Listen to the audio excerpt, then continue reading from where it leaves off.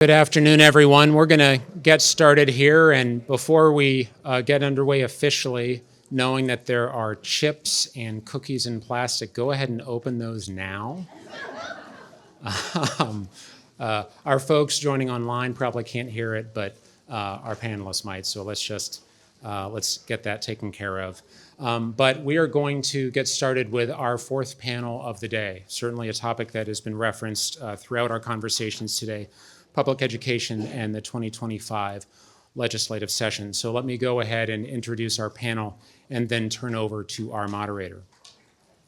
Laura Colangelo is the Executive Director of the Texas Private Schools Association, an advocacy organization representing over 800 private accredited nonprofit schools in Texas, in the state legislature, and in DC. In this role, she is, quote, the public voice for private schools in Texas. Brian Gunther is the 15th president of San Marcos Academy, a fully accredited private Christian school for students pre-K through 12th grade, with a boarding program for students 6th through 12th grades. Gunther originally joined the Academy staff in 2015 as Associate Academic Dean, and later was named Interim Dean before being named President in 2018.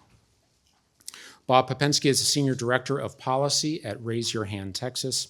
An expert on the Texas school finance system, he has provided in-depth bill and policy analysis for the past 10 legislative sessions.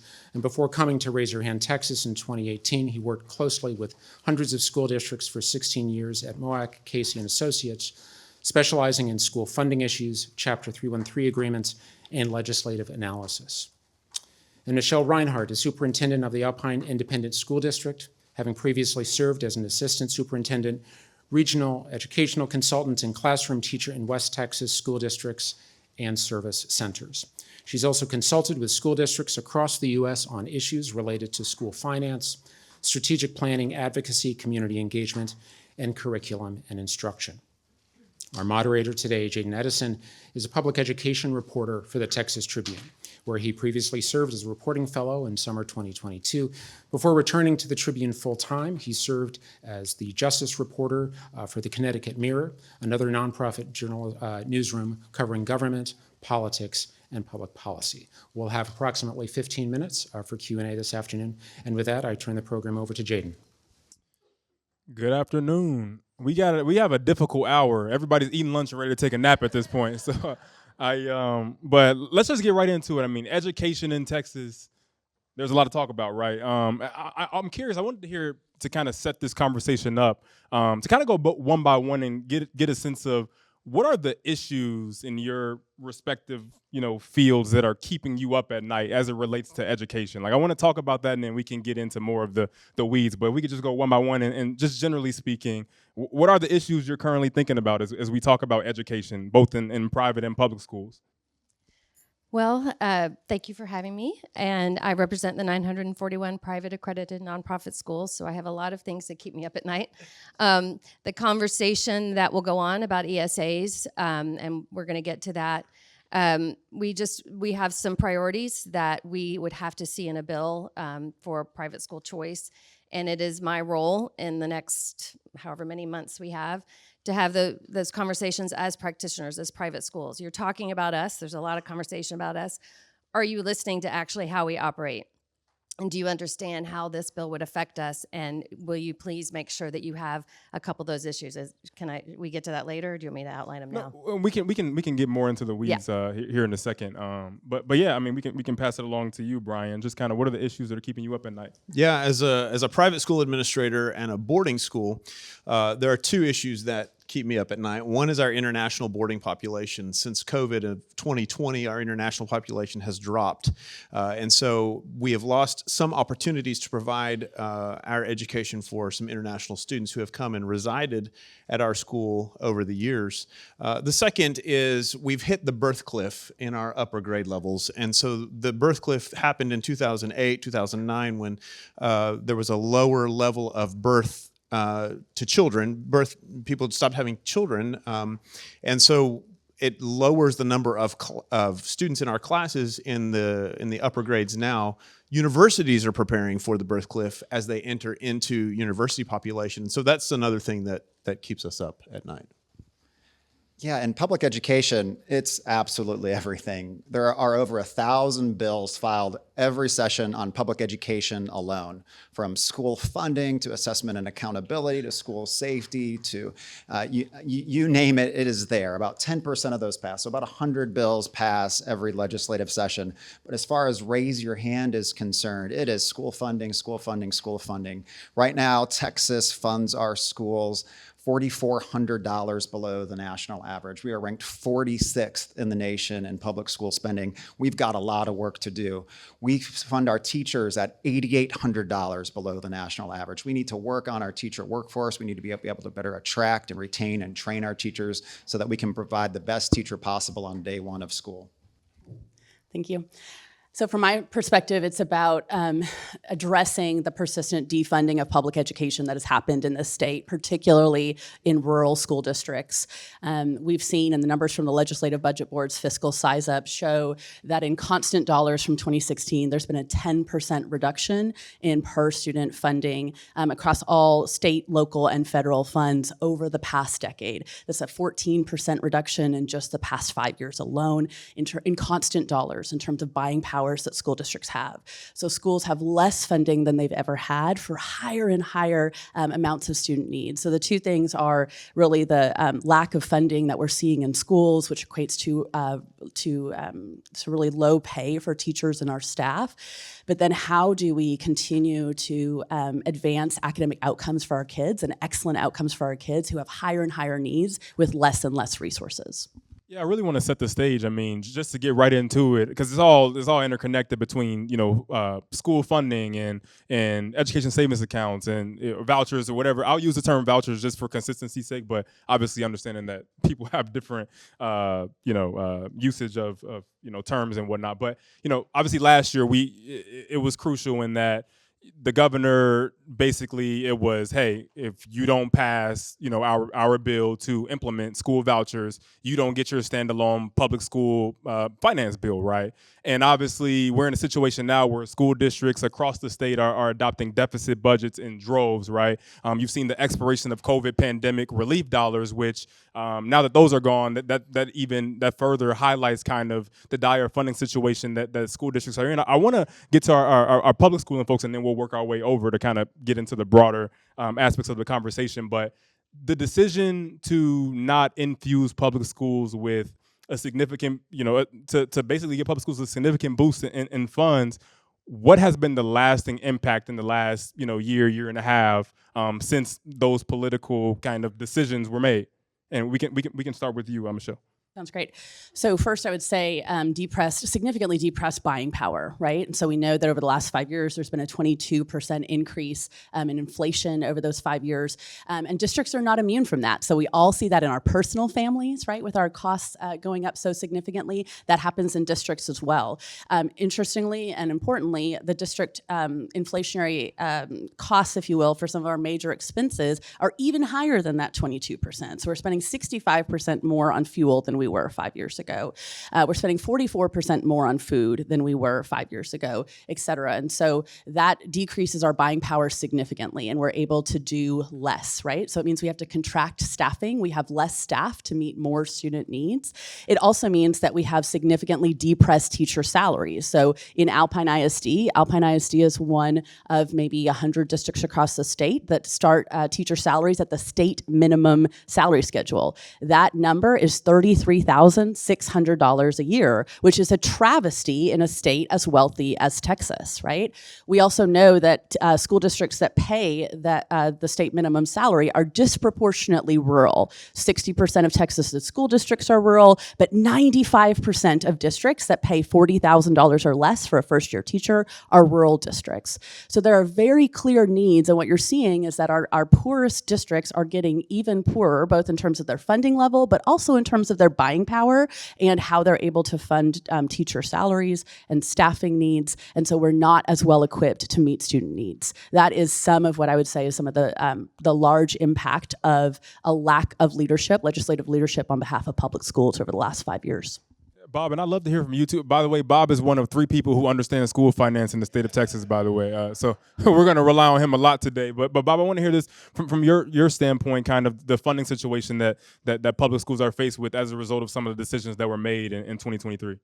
Yeah, first and foremost, it is the legislature's responsibility and duty to provide support for public education. And since 2019, they have not necessarily done that, right? There's only a handful of ways school districts can raise revenue for their students and for their teachers. One, they can increase their ADA or their attendance, and that's not happening in some school districts because of enrollment decline. You can go out for a tax rate election, or you can pass something at the Texas legislature that increases the basic allotment. Now that basic allotment is kind of the building blocks for our public education school funding system. It's set at $6,160, and you can add on student characteristics and district characteristics to that. So at the end of the day, when you add all of that in, the average per student funding is around $10,500. That has not changed since 2019. That is the problem school districts are facing. So when you're asking the legislature, hey, we're down $9.8 billion in constant dollars since 2020, it's the legislature's responsibility to fix that because school districts do not have the power to do so. And so when you look at what the legislature has not done since then, we're going to talk about possibly special education later. We have special education funding formulas that are underfunding the cost of special education by $2 billion. And we can go down the list of all of our funding formulas that do that. We have a transportation allotment transportation system that costs $2 billion across the state, but the state is only chipping in about $400 million. So we can go formula by formula, kind of looking at why these formulas don't actually meet the cost that school districts are needing right now. Yeah, I want to come to my private schooling folks over here and get y'all's perspective on this, right? Obviously, the voucher ESA bill, school choice, whatever you will, at the heart of it, obviously, is allowing the use of public funds toward private schooling. And I'm curious, coming out of the 2023 legislative session and the special sessions that follow, what have y'all heard over the last kind of year and a half from y'all's folks, and obviously from you and your administration? What have been kind of the thoughts coming out of last legislative session and kind of where we're headed now with the conversation being a top priority for key lawmakers here in the state? Well, 90% of the schools that I represent are interested in a program like this. They have to turn away families that can't afford private school tuition, and they hate to do that. It's families that would really want that kind of different private education. And so they're looking at this as an opportunity depending on the details of the bill. And so they are interested, they're ready to participate once we get this done and hammer out all the details. But specifically, and what I think a lot of people don't understand is you hear a lot about this universal program. It's not universal in the sense that it's an appropriation outside of the foundation school program. So we're talking about, last session it was $500 million. So that is about 40,000 students statewide across the state. There are 5.5 million public school students right now in the state of Texas. So you hear a couple of these things thrown around, universal, vouchers, things that are not necessarily totally true. There are nuances to this policy. And so that's what I'm trying to explain to people outside of the private school world and have our schools understand, like, this train seems to be coming and you all need to prepare for that and decide if you want to participate. And like I said, 90% are saying yes. And how are you communicating that to your families? How are you going to communicate that out to the community as well? So there's a lot of preparation for a bill that we don't know the details, but we look back on previous sessions and we're sort of working with what's been filed in the past and hopefully refining it and looking to other states who have implemented it and learn from them so that we do it well. And that's my goal. That's what keeps me up at night too.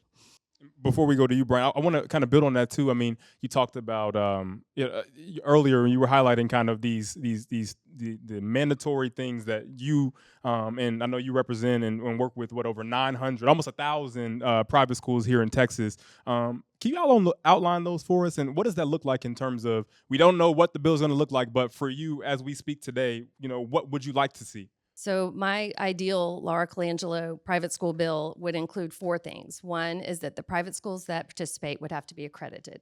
So when I say I represent 941 schools, that's private accredited nonprofit schools. There are more private schools in the state that are unaccredited, and that's the same legal equivalent as a homeschool.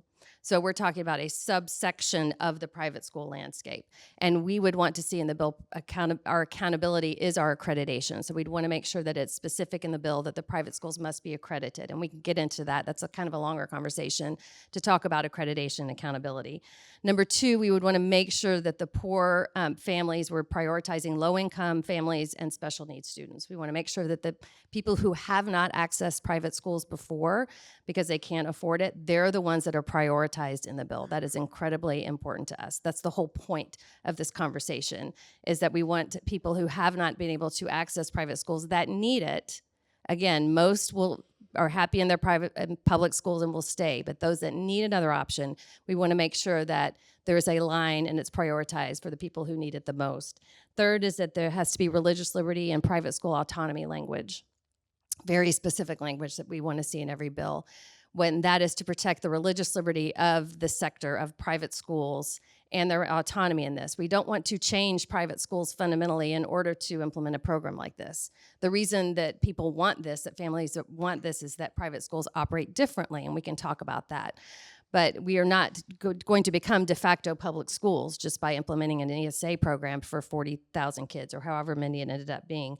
And then the 4th issue is this, we'll talk about a little bit, is that our reporting and our accountability. We want to make sure that we're focused on norm reference testing, which is what goes on in accredited private schools already, and make sure that we're looking at student success and program success from an authentic assessment in our private schools, and those are nationally norm reference tests. So those are the 4. We can get into specifics, but I don't want to take up all the time. Yeah, no, and I appreciate you highlighting those things, and definitely want to circle back around to a couple of things. But Brian, I want to get to you a little bit. I mean, for you, at San Marcos Academy, eat 'em up cats. By the way, we got a Texas State alum here. But nonetheless, I did want to talk to you as president. What have the conversations been like with your administration about any potential participation? What was your involvement, during the last legislative session? Like, if you can cover both those grounds, be curious to hear from your perspective, like how this thing has evolved over the last couple of years. Yeah, we work very closely with TPSA. Our school works very closely with TPSA and Laura. And so we rely upon our larger organization to make sure that our autonomy and our religious liberty is protected and provided for the students who want to be at our school and the families that want to be at our school. I think the questions that I get as a private school administrator that come from families and come from our city is, does that change the admissions process for our school? Does that change the opportunity for financial aid at your school? Does that mean you're going to raise tuition so that you can equal the dollar amount that the state is going to provide to the schools? And I would like to address all of those if that's okay with you. The first is our admission standards do not change. Our school is 117 years old this year and will continue to exist as it has been founded. And it doesn't change admission standards. Our financial aid opportunity only continues to grow with our students. And so we look at this legislative opportunity as future opportunities for students who couldn't max out the potential financially to be able to attend a school like San Marcos Academy. We will continue to provide financial aid for our students. We will continue to help meet the need where there are gaps. We actually call it a gap program right now. We want to help meet those gaps where there are those gaps. Our lowest tuition for our youngest students doesn't reach that $10,000 mark. And no, we are not going to increase our tuition to meet the dollar level that the state would provide. That money can be used however that family decides to use that money. We're not going to change what we do, how we do it, why we do it, or any of the policies that are surrounding that. We already do the norm reference testing for all of our grade levels. We already are accountable in a number of ways to TEA because because as an accredited school, we hold a TEA number. And in that, we have to match the minutes of the instructional minutes per year. We have to match standard of care as provided by TEA for public schools. We match standard of care in our institutions as well. And so it doesn't change anything but opportunity. It creates an opportunity for families and students who would not normally have that ability to go to a school of their choice. I want to get to this topic. It seems like this kind of theme that's popped up is accountability, right? Which we know, nationally speaking, that's always been the kind of a conversation as we talk about these types of policy proposals. And I know there is some resistance among private schools to participate because, there's this strong sense of we need to maintain our autonomy, right? I want to bring everybody into this conversation because this is important here, and I want to play a little to kind of think about this here is if you're creating a policy, a lot of the political rhetoric over the last couple of years has been that public schools are not serving our children the way they need to be served. We're still struggling to bounce back from the pandemic cliff as it relates to standardized testing, so on and so forth. So if you could get a little bit more into the nuance of if that's the rhetoric being used against public schools and ESAs are being touted as a solution to helping solve some of those issues, why not have the same accountability standards as it relates to testing and things of that nature? Could you break that down a little bit more for me? Yes. So our accountability is our accreditation, and we want this program to succeed, to serve those families that do not have that option right now. And so our accountability is accreditation and these norm reference tests. So that's how we're going to evaluate the program. And so when we have this conversation and this it turns into how are you going to create another public school program, we're not trying to do that. This is for those families who cannot access private schools that need another option. If you look at the 32 other states that have private school choice programs, most families are going to stay and they're happy in their public school. And we, as TPSA, we would never say that the public schools are not serving the children the way they should. We are pro-public schools and we are pro-private schools. We just want to make sure that children get the opportunities that they need. Every child is different. Every family is different, and we're just trying to open up those opportunities. We're not trying to change the sector, but we are trying to make sure that families and children get the opportunities that they need. But the public schools do a Herculean effort to serve those children, and we are very, very happy that they do that, and we work in partnership with them. So this is not an us versus them situation. This is a way to serve families the best that we can. I wholeheartedly agree with the partnership because I have a great relationship with the San Marcos Consolidated Independent School District Superintendent. We talk every week on how we can help serve each other in this process. So we are strong partners in San Marcos, all of the private schools and San Marcos CISD. To answer the question about accountability, it was this year that we sat before reaccreditation. We hold two different accreditations with two different companies. One is an international accreditation, Southern Association of Colleges and Schools. The K-12 branch is called Cognia. That is a 7-year accreditation, but in order to gain that accreditation, not only did we have to prove that we introduced TEKS at every level, at every appropriate level throughout the school year with all of our curriculum, not only did we have to prove that we met the required minutes, instructional minutes per year, and we did norm reference testing with aggregated, disaggregated, and analyzed data for our curriculum instruction moving forward. Without any of that, which is accountability, we would not have been reaccredited. We earned reaccreditation this year with two different organizations, both of which analyzed whether or not we were passing those accountability benchmarks for the state. I want to bring our public school folks in, and feel free to touch on these points, but I wanted to ask specific questions. It's been really interesting. I've been kind of following, in our reporting and seeing kind of the lawmaker dialogue around these particular issues. And one thing I've seen come up time and time again in both House and Senate committee hearings, but also, in editorials, right, is this sense of, and I want to get y'all's kind of direct response to this point, and then maybe you can touch on some of the points made here, but it's this sense that, hey, Texas public schools have received more funding than they ever have. and therefore, and we're still seeing, uneven outcomes on these tests that we mandate each and every year. So why should we continue to do the same thing and not try something else, like implement an ESA program? Direct response to that, and then if you could maybe touch on the accountability points as well. Okay, you'll have to remind me on the second part again in a minute. But, I could go on and on about this. In essence, there are numbers that are being deliberately and artificially inflated about the amount of funding that actually goes to Texas public schools. So even our Commissioner of Education, Mike Morath, who does a great job leading on behalf of our 5.5 million students in public schools in Texas, put out numbers recently showing that schools receive $15,000 on average per student. So like my first question is, like, where do I send my invoice for all of the part of that we're not receiving in Alpine ISD? Calculated it's about $4 million more than we actually receive. So if anyone watching has that information, let me know. We'll send that invoice off today.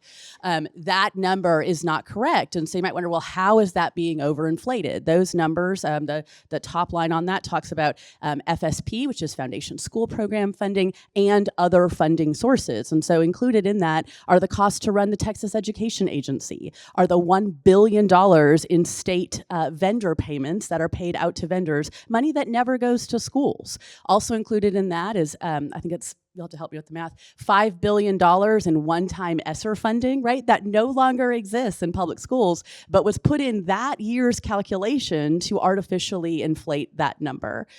Also, school districts' INS, interest in sinking, bond payments are put in there. Those are taxpayer-approved capital projects that often are done through bonds because our M&O, or maintenance and operation, daily funding is so low, it doesn't allow us to actually repair and improve our schools on a year-to-year basis. And I could talk about the millions and dollars of deferred maintenance we have in Alpine ISD as an example of that. So to this point, when you actually pull out all of the money that doesn't actually flow to schools in that $15,000 per student number, the number comes out looking like a lot more like $11,000 per student, which is similar to the number you were sharing earlier. That doesn't even account for the impact of inflation over the last 5 years. And so while that number may appear higher than it was 5 years ago, it's actually a 10% reduction per student than it was 10 years ago based on the Legislative Budget Board's calculation. So I guess my question on that would be, that should raise some questions for us about, wait, but why? Why would an education agency be putting out a number that artificially inflates what school districts are actually receiving? Who does that serve and who does that not serve? And I think there's kind of two prongs there. One is they're trying to create as large of a number as possible to then take 75% of and say, so that's the number that a voucher should be, even though, again, that math isn't mathing, right? And then the other part is to make this case that, look, school districts are actually overfunded, which is nonsense when you look at what's actually happening in terms of buying power, in terms of teacher salaries across the state, and what's happening boots on the ground in our public schools in Texas. No, she said it all right. And to underscore it, Texas, 46th in the nation in per pupil spending. I mean, if none of that made sense to you, 46th in the nation. And we have a lot more to do in our public education system. But back to the question of vouchers, and we haven't seen a bill and we don't know what the language is going to be. And so all we can do is go and look at what other states are doing. And we can kind of look into the crystal ball of what might be happening for Texas and Texas's public schools when a universal voucher is implemented. And over the last handful of years, there's been about a dozen universal voucher programs adopted, but a handful have been implemented, primarily in Arizona. And if you've been paying attention to Arizona, they faced a $1.3 billion budget deficit last year. So most of that was through the voucher program. But a recent report just came out a few months ago that said, because it's a universal voucher program and because their law says you can carry over that voucher money for 4 years after the student graduates from high school, guess how much is left in the voucher accounts right now? $360 million. That would have mostly made up their budget deficit. And if you dig a little deeper into the weeds, what is the policy outcomes we want from a universal program? Is it to help the public school students that aren't quite doing well in their public schools to get into a private school? Or is it to use kind of the vouchers to already pay for tuition for students that are going to private school? And if you look at what's happening in Arizona, it's 80%. 80% of the students that use a universal voucher program attended a private school the year before. If you look in Florida, it's 70%. And so when you're crafting any sort of legislation, what is the policy outcome you want? And what other states are doing is using it to have students that already attended a private school benefit the most. Okay, I'd like to respond to that because I did read the Arizona news articles, and that bothers me as an organization. We have studied this for years and have seen that this does not harm public schools in the way that people are trumpeting right now. So I called a state board of education member in Arizona, and so yes, this was ESA's going completely universal. That's not even what we're talking about in Texas right now. We're talking about an appropriation for some students to be able to go to private school. So we're talking about apples and oranges already. But if you dig down into the Arizona numbers, the ESAs did end up costing more than was originally budgeted. That was a planning problem for the 23-24 school year. So it was $92 million. But the general fund expenditures for the public district schools for the children they were not educating dropped by $93 million. So there was a net savings of $1 million for the ESA portions in Arizona. And again, that's not even what we're talking about in Texas, but I just want to make sure that we're talking about real numbers and actual financial reality when we're talking about ESAs. I didn't have a chance to kind of respond to the accountability piece. And I think, one of the things that I think about when I think about why vouchers are a bad policy for Texas is that they don't align with Texas's conservative values, right? Specifically, we believe in accountability and transparency with public funds.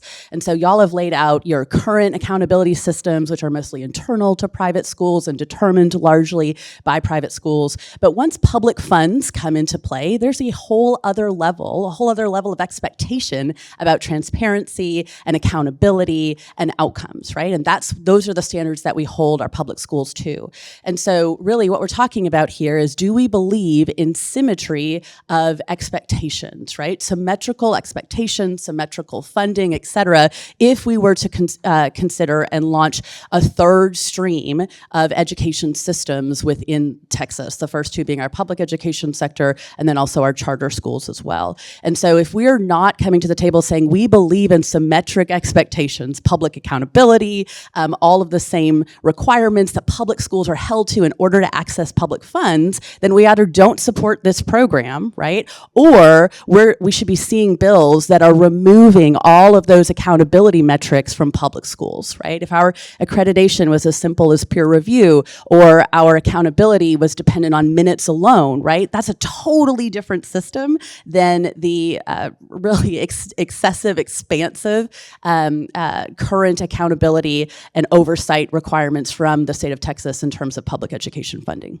So much conversation about access, right? And I know that point has been brought up kind of thematically here. And I know you talked about it among I think the 4 priorities you outlined was making sure that if we were to implement this program, it serves the kids who need it most, not the kids who are already in. But what we do know with available with the voucher programs that have already been implemented is that much of the usage of those programs tend to be people who already have their kids enrolled in private schools, right? And I know ProPublica, shout out to our good colleagues at ProPublica, have also done some pretty remarkable reporting that looks at kind of, the poor zip codes and the distance to private schools, right? And so that becomes a thing of transportation. And then also the fact that, if it's $8,000 or $10,000, that doesn't nearly cover what it might be for a full private school tuition. So the question in bringing up all that context is, what's your message to state lawmakers to ensure that if you are to implement a ESA program, that serving underserved communities is not just something that's written in the bill, but it actually is carried out in practice? Well, this has been an evolving conversation. If you've been following this topic, originally 5 years ago, when I was talking about this, I would say it was going to be a switcher bill, meaning only children in public schools will be eligible to participate in an ESA program. That all changed on the Senate floor during the regular session in 2023 when Senator Drew Springer stood up and said, wait a minute, I can get behind this. I hear what you're saying, but what about my constituents that are working 2 and 3 jobs to send their children to private school in my district? They're going to get nothing. And so at that moment, and I rarely see things like that happen that stick, but that change in the conversation was, okay, yes, it should be low-income families or those that meet those levels of income or special needs. If they are in private school, that they should be eligible, but we're still prioritizing those that can't afford. So it's not subsidizing wealthy families. It's only allowing those families that need the extra help to get the extra help to go to a school that meets the needs of their child. So it's evolving, but the 80%, the Arizona thing, that's been they've had private school choice for 20 years now. So again, that's not Texas right now today. We're talking about starting a program outside of the foundation school program for last session, 40,000 kids statewide. So we're not breaking anyone's bank. The sky is not going to fall. And if you look at the 32 other states, you will see that this is just a way for families to get the education that they need. For now, we're not breaking the bank for now. If you looked at the fiscal note going forward, it was billions of dollars. If you looked at what happens in other states, it's billions of dollars. Florida's voucher program, including its universal voucher program, is anywhere between $2.5 to $3 billion. Guess how much was on the table for public schools in Texas last legislative session? $4 billion. So a time is coming in the future, well, it will break the bank.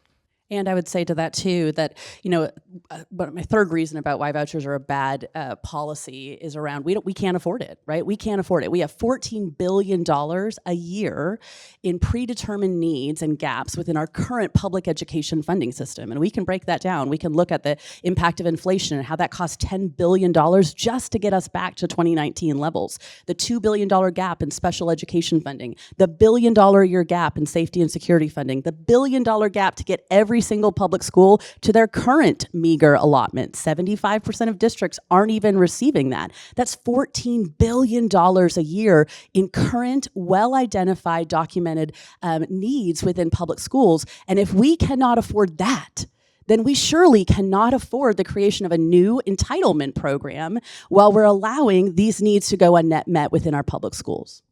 Yeah, no, and I just want to note really quickly, in about 5 to 10 minutes or so, we'll open the floor up for Q&A. So just wanted to flag that for y'all. Definitely not going to be able to talk about it. I want to talk about cell phones today, but clearly we're not going to have time to do that. But I did want to I want to talk about, kind of stand on the same path. There's been a lot of great conversation. I appreciate everybody's input on this. The basic allotment. There's been so much conversation over the last couple years about a lack of increase to the basic allotment since 2019, right? And I want to hear from y'all, for people who are well adept in education policy and pay attention to the Capitol all the time, you might know what it means, but for the average Texan who's just living to make ends meet, I want to get a sense from y'all on what does the lack of increase in a basic allotment actually mean in real time as it relates to students and teachers and school operations, so on and so forth? Sure, so I can start with that one. So when we think about some of the numbers we've shared earlier, right, we're receiving 10% less funding in constant dollars than we were 10 years ago, 13% less than 5 years ago, et cetera. And we talk about there being even more student need in Texas. And then we talk about also like our fuel costs are higher and our utility costs and our insurance costs, they're all higher. So how does that all work out? If there's less money and more of those fixed costs, it means there's less money that actually goes into instruction. So you're seeing across Texas public schools larger class sizes, right? You're seeing fewer staff across all districts, including fewer support staff for children. So for example, in Alpine ISD, we've had to cut interventionist positions over the past few years. We've had to cut teaching positions over the last few years. So there are less wraparound supports provided to Texas public school children at a time when they need them more than ever, right? Because there's less overall money to educate the same number of children. And then you're also seeing stagnant salaries. So think about that as well. Teachers in Alpine, Texas have not received a raise since 2019, despite record-setting inflation that has cut their buying power by 22%, right? That's what it looks like on the ground. The other side of things too, in Alpine ISD, we have over $10 million in deferred deferred maintenance across the district because we don't receive our full allotment every year. We only receive 85% of what we're supposed to receive every year from the state. And there are funding formula nuances that we could go into. There are solutions for that. That is good policy for public schools, is let's address those issues. But that lack of funding year over year in Alpine ISD leads to air conditioners at our middle school that were installed 30 years ago with a 10 to 15 year lifespan, and no funding to be able to improve or replace those, right? And so these are very real boots on the ground issues that we're seeing in public schools that are as a result of this kind of systemic defunding of public education, particularly in our rural districts. No, that's right. $6,160. That's the building block for our foundation school program. Let's be real. It's a number the legislature backed into. It's not really connected to anything, any real costs that school districts are going through. And so what I would like to see is actually a real robust conversation is what does it actually cost to fund our schools fully? You're going to hear that term quite a bit over the session. We fully fund our schools. And while that's technically true, we haven't reduced funding for schools since 2019. Inflation has just caught up with us. But our formulas are not fully funding the actual cost of what's going on in our public schools. And I think that's the conversation we have. And when we have a $21 billion beginning balance, now is the time to have those conversations, just like last session was time to have those conversations where we can actually move the ball forward on some of this. This isn't going to all happen overnight. This is long-term funding issues that have gone on in Texas for quite some time. It's going to take us generations to dig out of it, but let's start doing it now while we have the funding and we have kind of the ability to look at some of this stuff in a meaningful way, especially with the inflationary pressures, especially with ESSER funding going away, and while we're having this voucher conversation, because voucher is going to put pressure on state costs in the future as well. And the last question before we get to the Q&A, I wanted to ask our private school folks here, I want to get y'all's perspective, right? Because we talk a lot, and this stood out to me. Brian, when you were talking, you mentioned, we're not gonna just come out. You pass the voucher bill, we're not gonna come out and raise our tuition to align with the bill that was passed. But also, as you both know, that's a criticism that people often talk about in terms of is this operating as a sort of bailout for private schools who are struggling financially. And I know you see you shaking your head. I want to get your perspective, both of y'all's perspective, kind of on that conversation. About private schools, using this as an opportunity to get back on their feet financially. What can you tell us about that? No, this is a program for families to access the education that they want. It's about educational choice. This is, we want those families to have this opportunity. This is not private schools. We're doing just fine. We've grown in enrollment. I can never remember the number, but last year we had 308,241 students in private schools across the state, and that in 2019 it was 235,590. So the enrollment is increasing marginally, not super significantly, but yes, this is a way, and this is a way to solve the problem. During COVID, families saw that maybe the education wasn't fitting their child, and when kids went to school every day, you didn't necessarily see what was going on. Maybe the children had special needs that weren't being addressed, as we were talking about earlier, other things that were happening, and they're just opening their eyes to other options. And this is a way to provide other options for a small amount of people. And I want that if this passes with the news and every single Texan thinks all of a sudden, I'm going to have a voucher for $8,000 and where am I going to go? Like, that is not what we're talking about. I cannot scream that loudly enough from the rooftops that we're talking about a limited program for families that really need it and can't afford it. So, and that's the danger once this passes, that all the misinformation out there, we're going to have to correct that before we can even start implementing it. I think that with any nonprofit, whether it's a school or an organization, never are your operational budgets met through fees or through, in our case, tuition. We do our own fundraising. We do our own donor support. We do our own alumni support. So we're not looking to the state for a handout. We're not looking for extra money to come into operations account or to our plant infrastructure, any of those items. What we're looking at, we look at it from the reverse, that this is for the families. it doesn't change what we do as a school. It's not going to change an increase in our budget, because if we get students, if we increase in student enrollment, that means another teacher hire, that means another section opening, that means more curriculum to buy. So the cost operationally is relative to the number of students that come in. It doesn't work out to be a handout for private schools. It works out to be an opportunity for families who couldn't afford that in the past.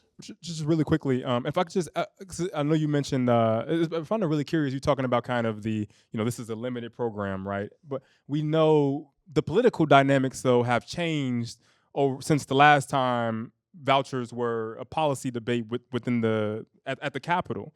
The governor has been very clear over the last couple months is that we have the votes. And so what that means is that maybe we don't need to compromise in the same ways that we have in the past. So what does that do for you in understanding that you're advocating for this kind of focus program that serves the most vulnerable students? The governor, I would imagine, he's for universal.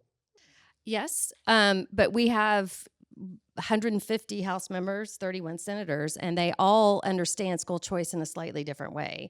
And so to get everyone on board, and most of them, the votes that we have, the 76 that will vote in the House on this bill, it's for this limited kind of program. I mean, even the new members that I've talked to, understand it in different levels and different ways. But yeah, I think that this will be a program that we have to be ready to implement it. And if let's just say in some scenario, you start with the universal, so every single taxpayer or with a child gets a voucher, we don't have the capacity to do that. We're the ones that we have I think 100,000 open seats across the state. We need to start with a program that we can implement and do well and make sure that those families do get what they think they're getting and that we serve the children the way we're talking about. So I just think it's unrealistic to say, every single person in Texas is going to be doing this right now. I have this universal voucher. That it's semantic difference. It's universal within an appropriation. That's what we're talking about right now. Last thing, if you want to add, yeah, go ahead. Sure. The last thing I'll add is, I think this panel in many ways is a microcosm of what's happening across the state. And unfortunately, this topic, which you're saying would serve 40,000 students, is getting disproportionate press. And meanwhile, the public school system, which has clearly identified needs, serves 5.5 million children in Texas, is not. And there's significant policy that could be moved forward, that could be advanced to help improve outcomes for public school students. And that is not being discussed because the voucher issue is sucking the air out of the conversation, despite the fact that it doesn't align with Texas values, that there's proven research that shows that voucher programs actually decrease student academic outcomes, right? And that we don't have the money to do it while we're also needing to fully fund public education. So I would look forward to conversations about what policy would actually advance outcomes for our public education children.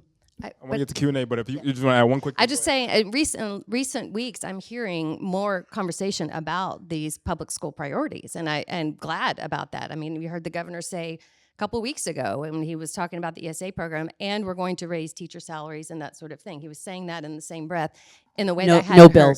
No bills, not an emergency action item, and not on the agenda for the interim legislative sessions. And so I just really push on how authentic that really is when there's no actual legislative movement in that direction. Well, we won't have emergency items until January. So, I mean, that all comes. There's a pace to this. So I do think it will be, I hope it's both. I hope we're having this larger conversation about public school funding and what they need and private school choice for those families that need it. As you can see, we all agree on all policy topics, but we can go to Q&A. We have a hard stop 13 minutes from now, so all I'd ask for the folks in line is be able to get to, as passionate as you are on the issue, just get to your question as quickly as possible so our panelists have a chance to answer. Thank you.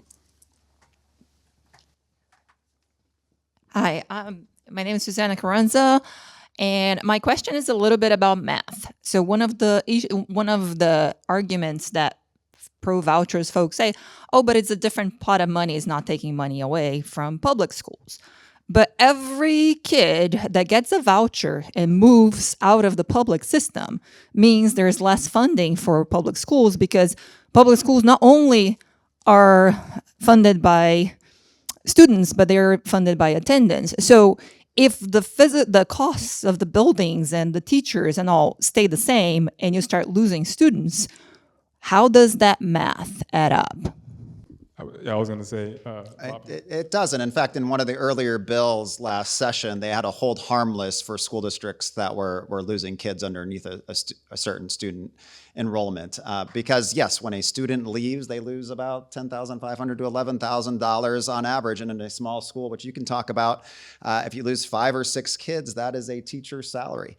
And that is really hard to replace. And so, yes, it is very difficult to do the math on this. I think I would add to that as well. I think we saw last legislative session exactly that. Money was withheld from public schools because vouchers didn't pass. And so I think, all the reasons that you've talked about, but that as well, this money comes from somewhere. And if we don't have $14 billion to fully fund public ed back to 2019 numbers, then we don't have money for this. Hi, my name is Tim Kaminsky. I'm with the Texas Licensed Child Care Association.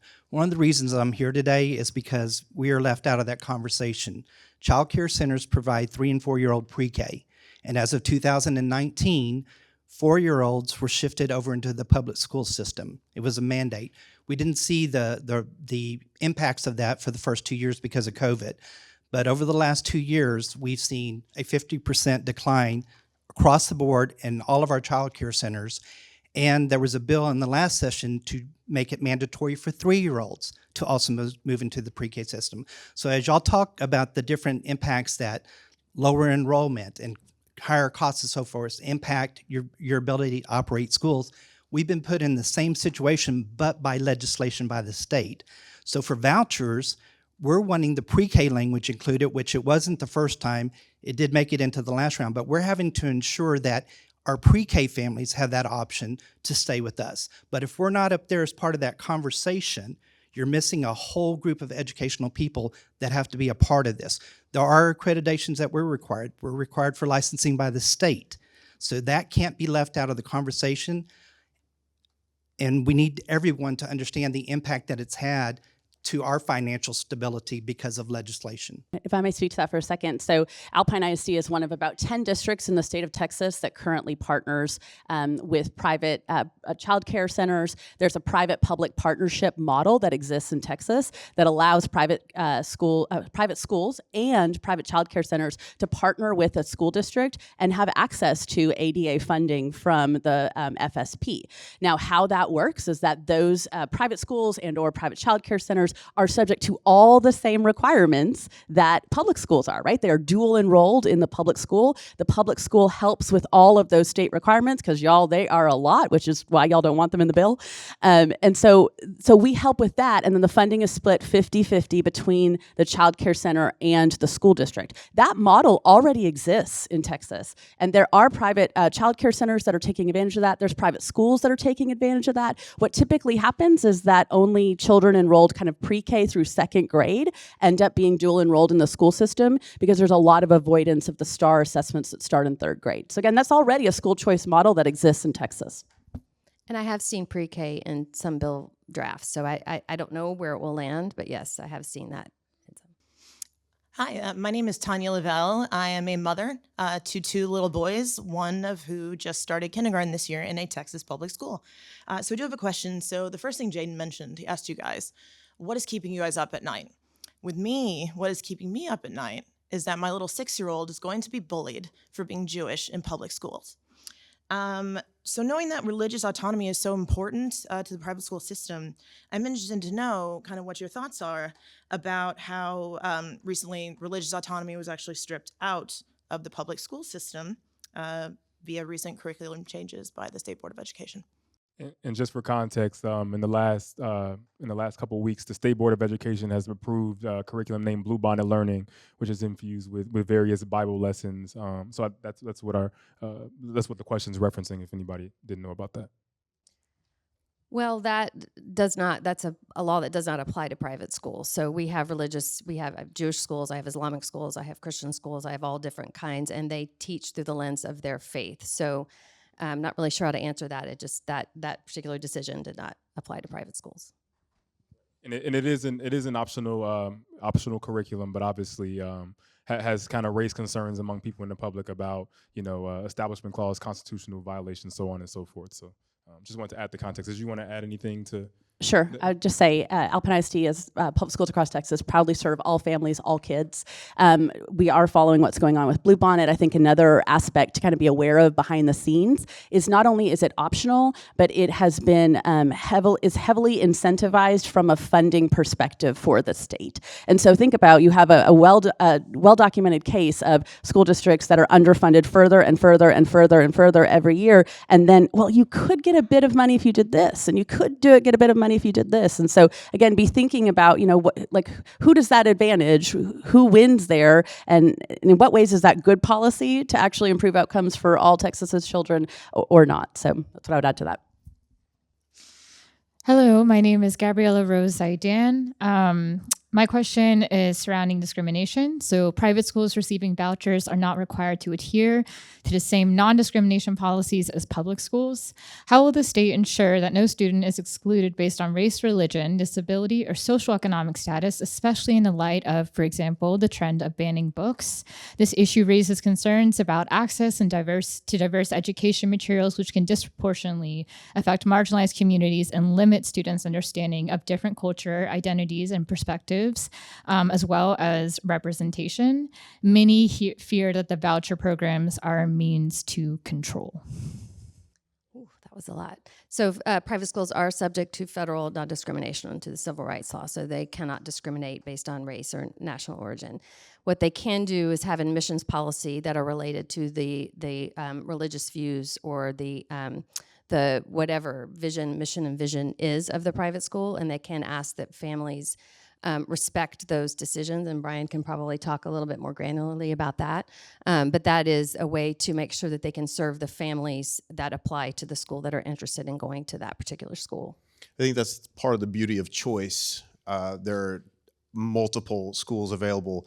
Public school does a tremendous job. There are multiple private schools available. We happen to be a Baptist school, so we're going to teach from a Baptist doctrine as a private school. But there are multiple options as far as private education goes, and not all are Christian and not all are faith-based. But your choice is also the public school system that does a fantastic job about diversity and inclusion. So the choice is there, regardless of where you come from in your faith or your heritage or where you currently reside. I think one thing I'd add to that as well is, I'd love to see conversation about the choice for public school parents who want to continue to choose their public school, but would like to be able to choose a public school that is fully funded, right? And so that's part that's really been missing from this conversation is that choice for all those parents, myself included, proud parent of 2 Alpine Bucks. Hi, I'm Steve Swanson. I'm a 30-year volunteer in public education, including schools, districts, universities, the legislature, and most recently the state bar. And what I've learned in that experience is the choices we've made over the last 30 years. Our lawyers have chosen not to honor their lawyer's creed or their rules of conduct. Our senators have chosen not to understand and fulfill their responsibilities to ensure we have a capable and performing Texas education agency. And I've come to learn we have laws that have been around since 1995 for communities working together to understand and serve the needs of each child, laws that are not being followed. My question is, will you help our lawyers honor the Texas lawyers' creed simply by asking them if they know it exists, and secondly, asking them to educate you, which is provided for in the creed to educate the public? And will you help the Senate understand its lawful responsibilities to be responsible for the TEA and its lawful performance of governing education to prevent violence and suicide in schools before guns are needed, all while making effective use of our money?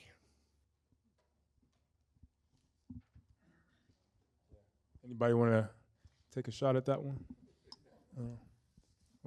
I guess. I'm happy to connect afterwards. I didn't totally follow the question, but happy to connect afterwards. This could be one of those as well. We'll see. Good to see you, Dr. Go Reinhardt. Bucks! Go Bucks. Good to see you all the way from Alpine. historically, one of the biggest flights from inner cities and public schools followed the decades of Brown v. Board of Education when that was implemented, meaning when Black and brown students integrated, primarily white Christians left public schools for private schools. This could be to DEI, so if you don't want to break state law on a state college campus here, but how does that history play into today's proposed flight from public schools? And I guess this is kind of first geared towards, of course, our private school. Oh, private schools. Well, I think the history of racism is in all sectors of education. And so I think we're still grappling with that, and we have a lot of work to do in that department. But every school, every private school, and I know DEI, we're not supposed to say that, but we can still at this point, and they're all focused on increasing the diversity. It's a quality education when you have students and teachers from all walks of life, different income levels, different races, different creeds in a classroom to have rich, robust conversations. That's the best kind of education. And that's what private schools do, and that's what families are paying for. And so we are still going to do that. Outside of this ESA conversation, what we view this as a program to allow more families to participate in that rich conversation and that diverse nature. We'll have last question here. Hello, my name's Elva Mendoza. I have 3 children. One of them is in one of the schools that is a part of your organization, and 2 of them are in a wonderful public school that has got some serious maintenance issues, deferred maintenance. My question is, my husband and I have been taxpayers for about 16 years where we did not use public education, and 2 where we did. We understood we were paying into public education for all the children of our community because, rising tide raises all boats. What would you say to individuals who say, look, my money is not going to your individual choices, whether that be a religious institution with whose values I don't agree or some other secular institution like the one my child attends, but those funds were not meant for individuals like 40,000 or however many in my community. They were meant for all the children of the community. Well, I would say you don't support the program. But the program, the way we see it, is allowing those children. We want every school child in Texas to get the best education that he or she can. And this is a way that we see that we could do that. But at the same time, we, again, want to make sure that the public schools are getting what they need and the rising tide lifts all boats. Well, that's all the time we have. Appreciate the questions. They covered a lot of grounds that we didn't get to cover up here. So appreciate y'all. Thank y'all. And the after party will be at the Capitol in January if y'all want to join us. So thank y'all.